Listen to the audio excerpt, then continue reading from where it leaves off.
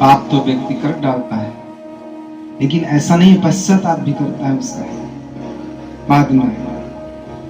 भाई किसी को जाने अनजाने में पाप हो जाते हैं, कोई जानबूझकर करता है, कोई अनजाने में कर जाता है। बाद में जब शास्त्रों का बोध होता है, कई कथा सुनने गया तो उसको पता चला कि वाह वाह इतने सारे ऐसे ऐसे पाप होते हैं, और इन पापों के प्रायश्चित में इतने इतने भयंकर भयंकर नरक के वर्णन। महाराज उसकी आंखें खुल गई, आंखें खुली कि मैं तो इतने पाप किया हूं, मेरा क्या होगा। तो कहते हैं कि अनजाने में जो पाप हो गए उसका प्रायश्चित भी है। प्रायश्चित क्या है? पहली बात, वो व्यक्ति प्रायश्चित करे, पापों का प्रायश्चित है, वो भी कर्म है।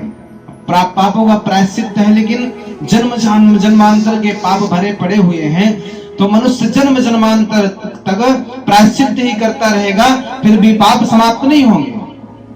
इसलिए क्या करे? दूसरा उपाय श्री सुखदेव जी महाराज कहते हैं कि केचित केवलया भक्त्या वासुदेव परायणाः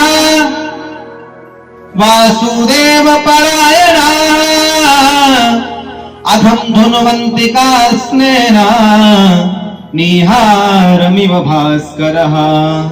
केचित् केवलया भक्त्या, केचित् केवलया भक्त्या, केवल भगवान के भक्त बन जाओ, केवल भगवान का भक्त बन जाए व्यक्ति, कह दे कि हे प्रभु मुझसे अनजाने में जो भी गलती हो गई, कितने बड़े बड़े पाप हो गए, भूल हो गई मुझसे, मुझे क्षमा कर दीजिए। मैं आपका दास हूँ, मैं आपका दास हो गया हूँ, मैं आपका शरणागत हो गया हूँ। तवास्मि दासः, मैं आपका दास हो गया हूँ, आज से मैं पाप नहीं करूंगा और मेरे पाप संपूर्ण क्षमा कर दीजिए। तो भगवान केचित् केवलया भक्त्या, केवल भगवान नारायण की भक्ति से भगवान प्रसन्न हो जाते हैं और भगवान के परायण होकर के फिर वो नाम जप करे।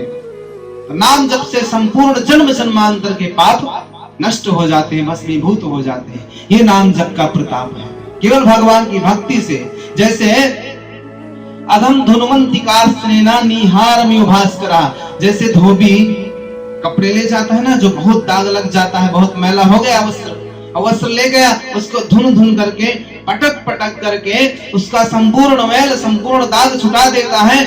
ऐसे जैसे भुवन भास्कर के उदय होते ही संपूर्ण जगत में जितना भी अंधकार व्याप्त होता है, सारा अंधकार दूर हो जाता है और संपूर्ण जगत में प्रकाश ही प्रकाश हो जाता है। उसी प्रकार भगवान के भक्ति से, भगवान नाम जप से व्यक्ति मनुष्य संपूर्ण जन्म जन्मांतर के किए गए पाप एक जन्म में ही संपूर्ण समाप्त हो जाते हैं, केवल भगवान की भक्ति से।